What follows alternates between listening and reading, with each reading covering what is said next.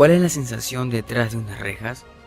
¿Qué pasaría si tu vida se ve truncada por un error? O si nadie te cree cuando dices, me declaro inocente. este es el sistema de justicia del Ecuador de la Revolución Ciudadana. Desde el 2008 todo apuntaba a que la justicia había dado un giro a favor de la gente.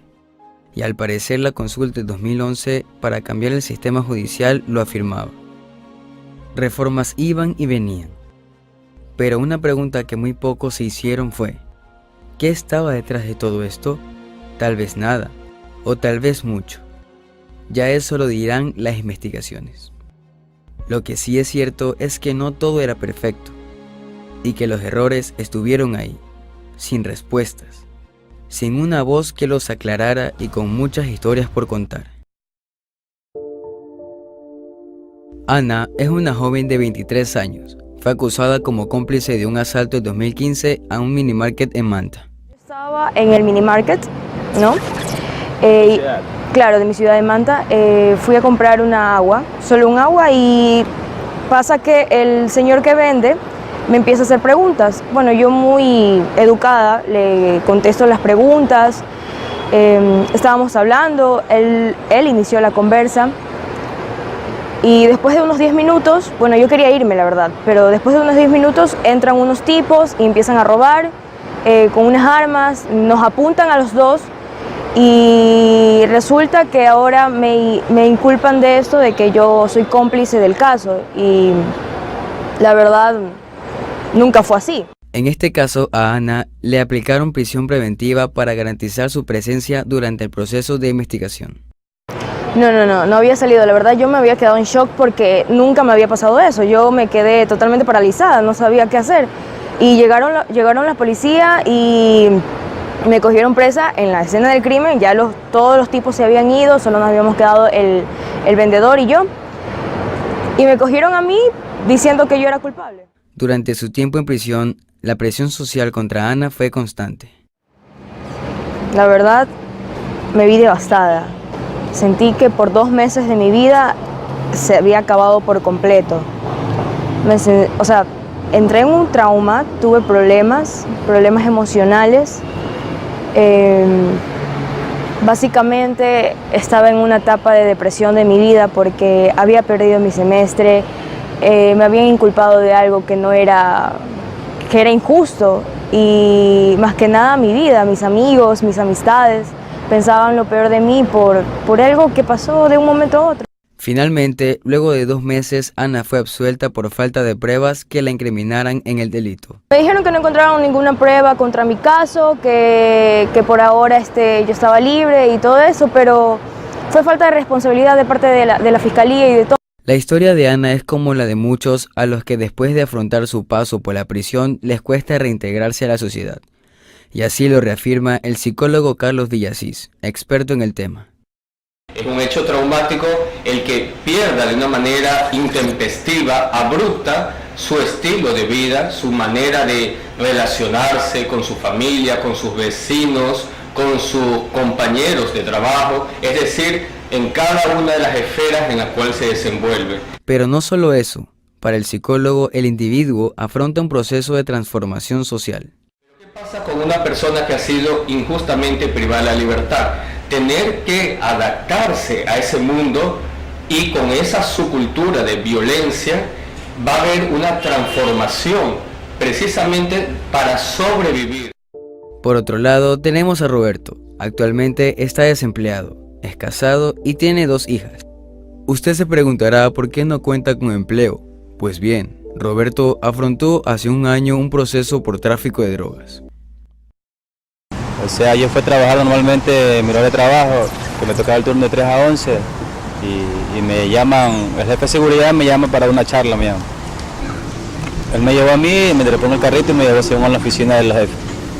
Y ya estando ahí, llamaron a otros compañeros, hicimos distintas áreas, que eran operadores, guardias.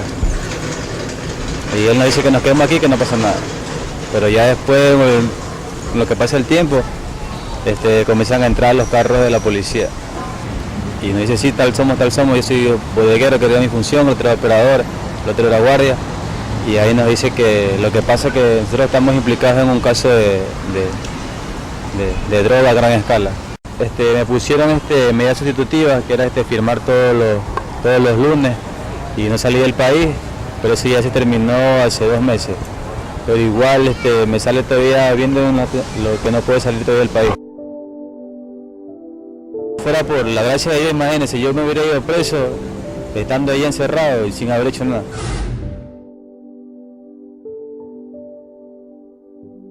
Era el 2016.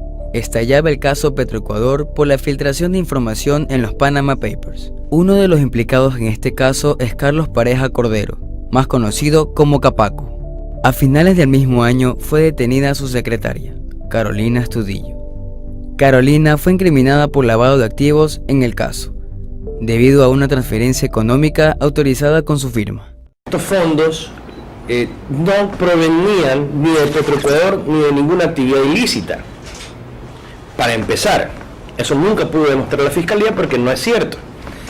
Lo segundo es que Carolina Astudillo no tenía ninguna relación con la administración de estos fondos, de la transferencia de estos fondos. Resulta que lo único que encontraron para medio crear o involucrar a Carolina Astudillo en algo fue esta transferencia de $180.000. Después de haber escarbado toda la información que tienen en el estudio jurídico, después de haber hackeado los correos electrónicos de algunos de los miembros del estudio. El abogado cree que todo el sistema jugaba en contra de Astudillo, incluso los medios públicos. Y atención, este día se registró una nueva detención en el caso Petroecuador. Se cree que la implicada prestaba su nombre para crear empresas falsas y realizar lavado de activos. Además, sus hijos estarían involucrados. Cuando esto empezó, se difundieron imágenes de Carolina en el momento de su detención y se decía en los medios incautados, para entonces aún sometidos al poder del correísmo, de que se había dado con la mafia de la corrupción en Petroecuador. Esta acusación de decenas de millones de dólares se quedó en apenas una transferencia de $180.000 desde una cuenta de un banco norteamericano o un banco local. Es decir, la propia tesis de la Fiscalía había cambiado. Luego de 12 meses en prisión, Carolina fue condenada a 17 años y 4 meses por asociación ilícita en lavado de activos. En esta tesis que creó la Fiscalía alrededor del caso de Carolina Astudillo, o del caso que se siguió contra Carolina Astudillo, siempre estuvimos esperando las pruebas de su responsabilidad y nunca aparecieron. Otros 9 meses tuvieron que pasar para que el tribunal revocara la sentencia anterior y declarara inocente a Astudillo. Carolina Astudillo fue declarada inocente después de haber pasado 1 año y 8 meses privada de su libertad, cuando, por ejemplo, pudo haber enfrentado este juicio durante todo este tiempo con un grillete electrónico con una prohibición de salir del país.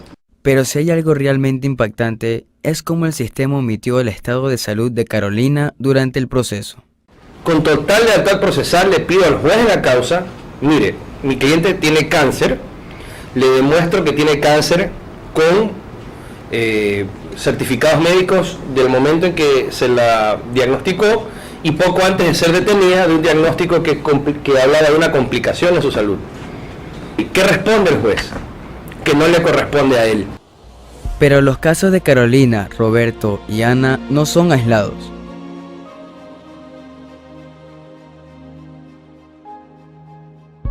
Solo del 2017 al 2014, en nuestro país, 3.312 personas fueron declaradas inocentes tras pasar por la cárcel o por un proceso de juicio, según un informe de Defensoría del Pueblo.